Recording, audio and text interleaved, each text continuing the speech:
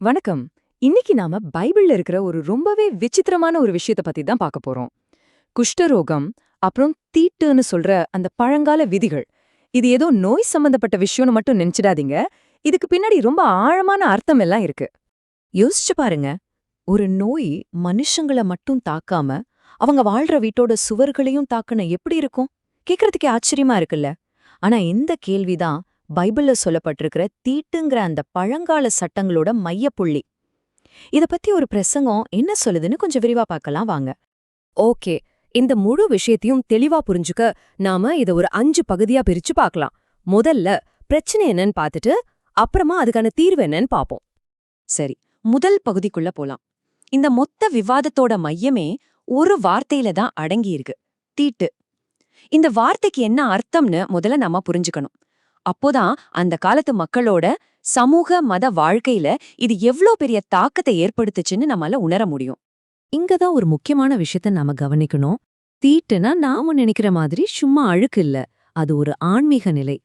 ஒருத்தர் மேல இந்த முத்திரை விழுந்துடுச்சுன்னா அவங்க சமூகத்தில இருந்தும் கோயில் வழிபாடுல இருந்தும் மொத்தமா ஒதுக்கப்படுவாங்க. யோசிச்சு பாருங்க, இது எவ்ளோ பெரிய சமூக பாதிப்பை உண்டாக்கியிருக்கோன்னு. அப்போ ஒருத்தரை தீட்டுள்ளவர்னு எது தீர்மானிச்சது? பழைய ஏற்பாட்டு சட்டங்கள பாத்தீங்கன்னா அது ரொம்பவே விரிவானது. இந்த பிரசங்கத்துல சொல்ற மாதிரி நம்மளோட அன்றாட வாழ்க்கையில நடக்கிற சாதாரண விஷயங்கள் கூட ஒருத்தரை சடங்கு ரீதியா தீட்டுள்ளவரா மாத்திட முடியும். இந்த லிஸ்ட பாருங்களேன். குழந்தை பிறக்கிறதுல இருந்து ஏன் சில உணவுகளை சாப்பிடுறது வரைக்கும் கூட இப்படி நம்ம அன்றாட வாழ்க்கையில நடக்கிற எத்தனையோ சாதாரண விஷயங்கள் ஒருத்தரை தீட்டு உள்ளவர்னு ஆக்கிடும். இதனால அவங்க சமுதாயத்திலிருந்து ஒதுக்கப்பட்டு சில குறிப்பிட்ட சுத்திகரிப்பு சடங்குகளை செஞ்சதுக்கு அப்புறம்தான் திரும்பவும் சேர்த்துக்கப்படுவாங்க. இந்த சட்டங்களோட தீவிரம் மனுஷங்களோட மட்டும் நிக்கல, அதுக்கும் மேல போச்சு. இந்த பிரசங்கத்துல சுட்டிக்காட்டுற மாதிரி ஒரு வீடு கூட குஷ்டரோகத்தால பாதிக்கப்பட்டிருக்கு. அதாவது வீட்டுல பூஞ்சை புடிச்சு அழுகி போயிருந்தா அந்த வீட்டையே தீட்டுப்பட்டதுன்னு சொல்லி இடிச்சு தள்ள வேண்டிய நிலைமை கூட வந்திருக்கு. ஒரு மனுஷனுக்கு குஷ்டரோகம் வந்துருச்சுன்னு தெரிஞ்சா அது கிட்டத்தட்ட ஒரு மரண தண்டனை மாதிரி தான். அவங்கள உடனே சமூகத்திலிருந்து மொத்தமா ஒதுக்கி வச்சிடுவாங்க. அவங்க தனியா தான் வாழணும், ஊருக்கு வெளியில. அது மட்டும் இல்ல, யாராச்சும் அவங்கள பார்த்தா தீட்டு தீட்டுன்னு கத்தி அவங்கள எச்சரிக்கை பண்ணணும். அப்பப்பா, என்ன ஒரு கொடுமையான நிலைமை பாருங்க. நூத்துக்கணக்கான வருஷமா இந்த மாதிரியான கடுமையான விதிகள் தான் வழக்கத்துல இருந்துச்சு. ஆனா புதிய ஏற்பாடு வந்த பிறகு இந்த மொத்த பார்வையும் தலைகீழா மாறுது.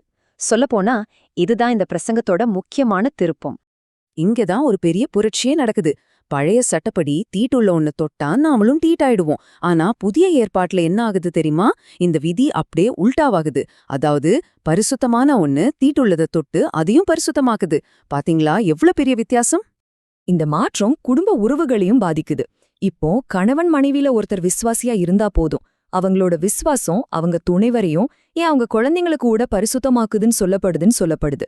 இதுல இருந்து என்ன தெரியுது? தூய்மைங்கிறது வெளியில நாம செய்யற சடங்குல இல்ல, நம்ம மனசுக்குள்ள இருக்கிற விசுவாசத்துல தான் இருக்கு. சரி, ஆனா அந்த காலத்துல குஷ்டரோகம் ஏன் வருதுன்னு மக்கள் நம்புனாங்க. இந்த பிரசங்கத்துல விளக்குற மாதிரி அத ஒரு சாதாரண மருத்துவ பிரச்சனையா அவங்க பார்க்கல. அதுக்கு பின்னாடி பல ஆழமான காரணங்கள் இருக்குன்னு நினைச்சாங்க. சில நேரங்கள்ல குஷ்ட நோய கடவுளோட நேரடி தண்டனையா பார்த்தாங்க. உதாரணத்துக்கு மிரியாம்னி ஒருத்தங்க மோசேக்கு எதிரா பேசினதுக்காகவும் கெயாசிங்கிறவரு பேராசைப்பட்டு ஏமாத்தினதுக்காகவும் குஷ்டரோகத்தால பாதிக்கப்பட்டதா சொல்லப்படுது. இதனால பாவத்துக்கும் நோய்க்கும் நேரடி சம்பந்தம் இருக்கிற மாதிரி ஒரு நம்பிக்கை உருவாச்சு. கடவுளோட தண்டனை மட்டும் காரணமில்ல, வேற சில காரணங்களையும் சொன்னாங்க.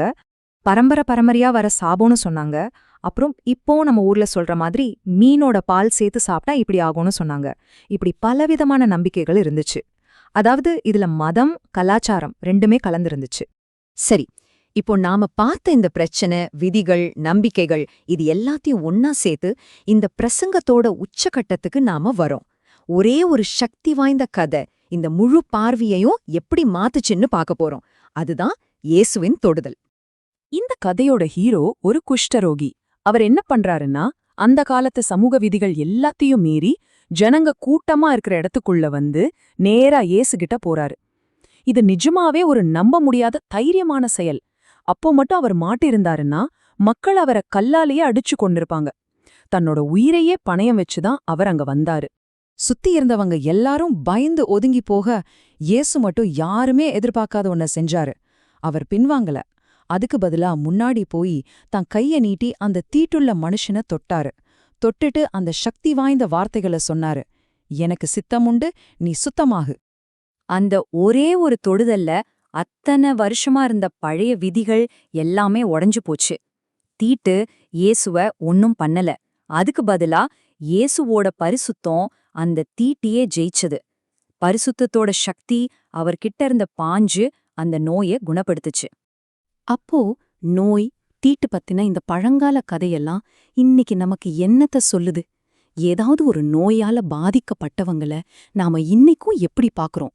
நமக்கு தெரியாத ஒரு விஷயத்த பத்தின பயம் இன்னைக்கும் நம்ம சமூகத்துல சில களங்கத்தையும் பிரிவினையையும் உண்டாக்குதா இல்லையா? இது நம்ம எல்லாரும் யோசிக்க வேண்டிய ஒரு முக்கியமான கேள்வி.